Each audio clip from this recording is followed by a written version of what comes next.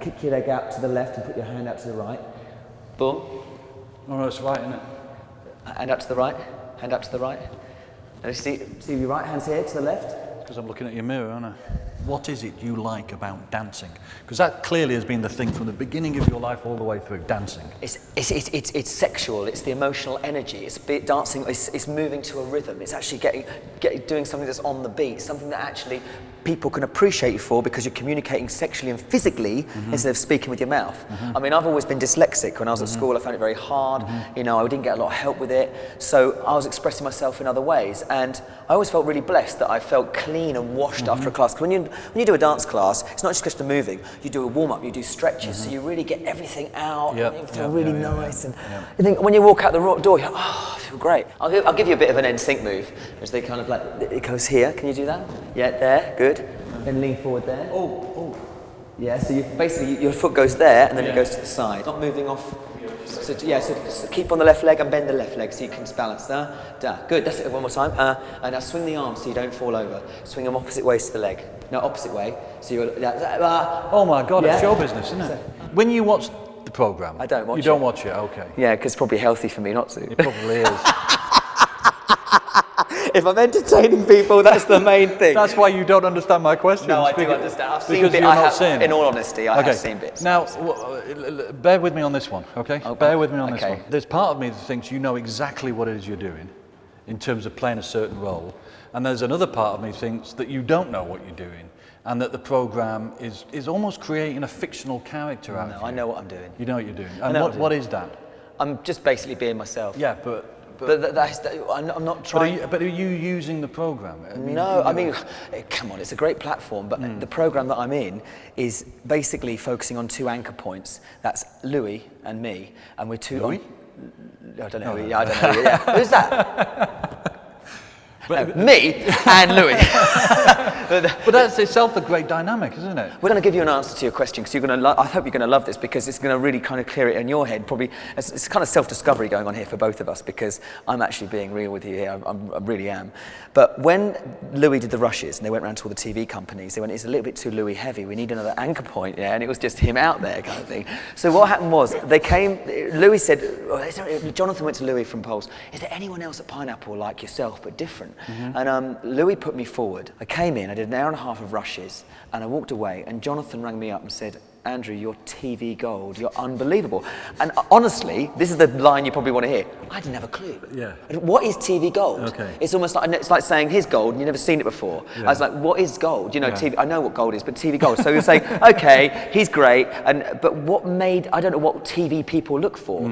So I just went with it. Anyway, they went around to all the TV companies and every single company went for it. Because I get the feeling that the production has definitely with Louis and definitely with you found something that as much as they're manipulating you unconsciously and in your own way, you're manipulating back. So they're putting you in situations, you know, for whatever reason, the way that these shows do, and without you really knowing how, you're creating your own character that's almost outwitting them.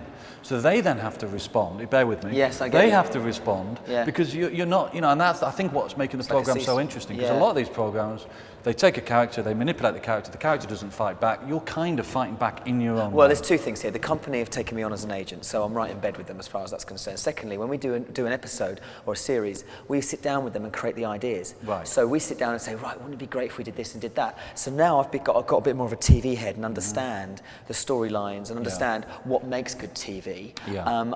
I understand that I'm not like everyone else to a degree. I understand that, but I'm quite happy with that because I think I'm not ashamed of who I am. I'm not hurting anyone. I believe in myself. I'm not cocky and arrogant, but the English love to bracket you. And it's just, I'm just going after something I believe in. And I believe in it because I can do it. I can do it. But what is it you can do? I songwrite. I write all the songs. Yeah. I produce. Yeah. I master vocal everything. Yeah. I basically teach. I've been teaching for like 10 years and I've done operatic training. I trained at a classical college and got a diploma. I've danced with some of the best people in the world and I've also acted with good actors. I did 15 Streets, Catherine Cookson 15 Streets, right to pantomime with Jimmy Osmond.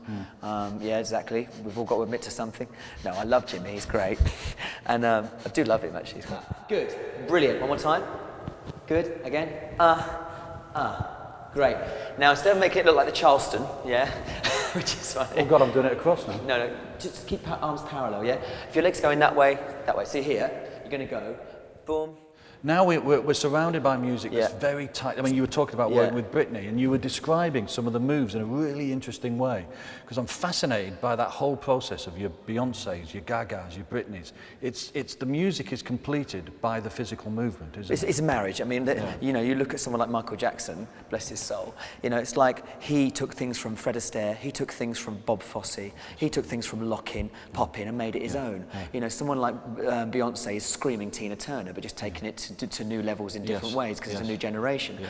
Britney's done the whole kind of LA slash thing, and then she'll take a bit of technique and put it in. If you imagine having a whip in your hand, right, and you like a bit of kinky sex, and you're going to walk with style, you'd slash the whip, wouldn't you? So it's all that kind of sexy sweat thing. Yeah. When you get me on stage with Starman, I don't dance, I don't choreograph anything. Yes. And all the stuff in the videos I do is improvised because I like to feel stuff and then edit it together afterwards. And why have you made that decision?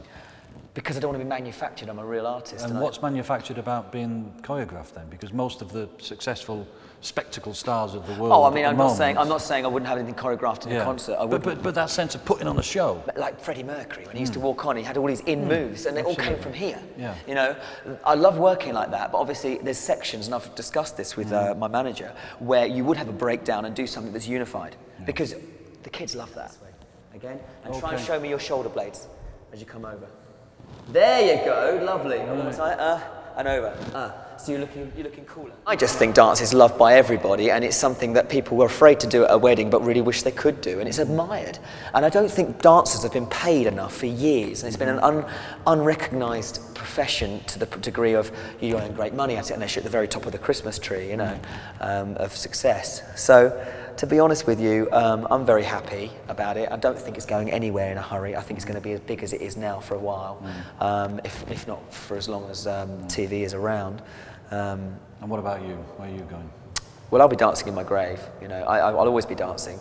Is this another great Andrew Stone myth? But were you in a Pussy Doll? I was in 3 boy bands. But a tribute band to Pussycat Dolls? Yeah, called Alley Cat Dogs. Alley Cat Dogs. Only for a little while. Only for a little while. What, like a minute? Yeah, literally, it was there for a little, because no one else in the crowd could dance. There's a bit of a problem there, isn't it, when you're trying to be a male Pussycat Doll? Did you audition for the X Factor?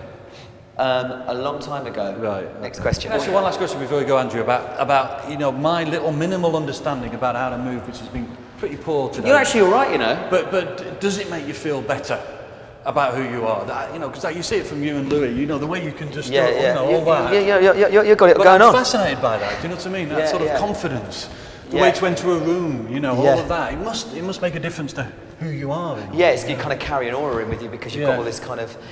We've been doing it for so long. You kind of have a subconscious ability mentally to doing what you do. Yeah. If I took you for a whole hour class and I stretched you, and made you feel all nice and open, and I slowed you through a routine, I guarantee you'd be tired afterwards, but you'd walk out feeling great. And here's my bit of advice to you. Go for it. That thing you do.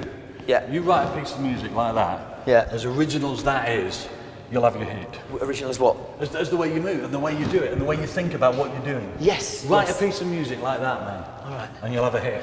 When you've heard all my material, you'll know I've got one.